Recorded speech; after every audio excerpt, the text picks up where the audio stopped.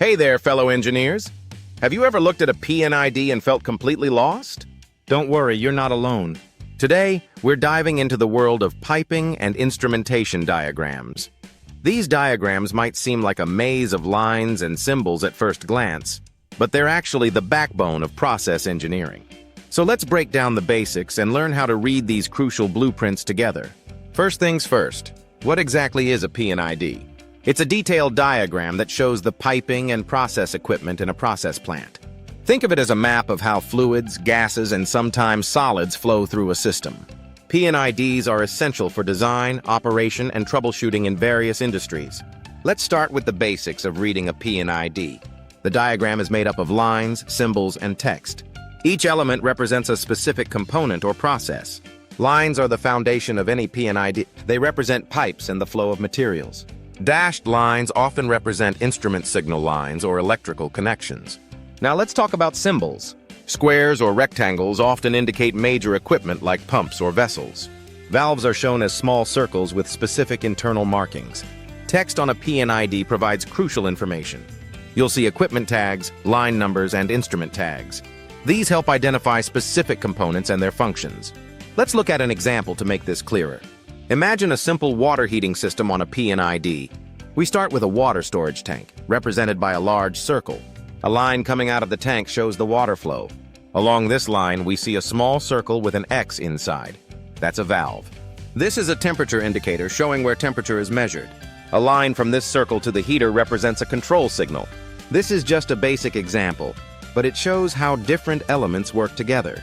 Now, let's talk about some common symbols you'll encounter. Heat exchangers look like two overlapping circles or a rectangle with wavy lines. When reading a P&ID, start by identifying the main process flow. Follow the lines to understand how materials move through the system.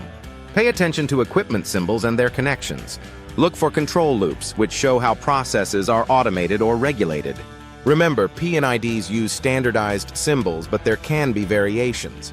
Always refer to the legend or key provided with the diagram. This will explain any specific symbols or abbreviations used. Let's consider another example, a simple distillation process. We start with a feed tank, shown as a large circle. A line from this leads to a pump, then to a heat exchanger. The heated feed then enters a distillation column, represented by a tall rectangle. On the column, we see several small circles with letters inside. These represent various instruments monitoring temperature, pressure, and flow. Lines coming out of the top and bottom of the column show product streams. Each of these lines might have more instruments and control valves. This example shows how P&IDs can represent complex processes in a clear, visual way. Look for how different units connect and interact. Pay attention to control loops and safety systems. These are crucial for understanding how the process is managed and protected. P&IDs also help in troubleshooting. If there's an issue in a plant, engineers can use the P&ID to trace the problem. They can follow the flow paths, check instrument readings, and identify potential causes. As you become more familiar with P&IDs, you'll start to read them like a story. Each symbol and line tells part of the process narrative. With practice, you'll be able to quickly understand complex systems at a glance. They're updated as processes change or equipment is modified. Always make sure you're working with the most current version. And there you have it, the basics of reading and interpreting P&IDs. We've covered a lot of ground, from understanding symbols to following process flows. Remember, practice makes perfect when it comes to reading these diagrams.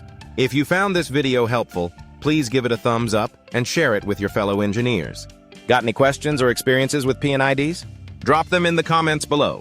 Thanks for watching. Don't forget to subscribe and hit the bell icon for more updates.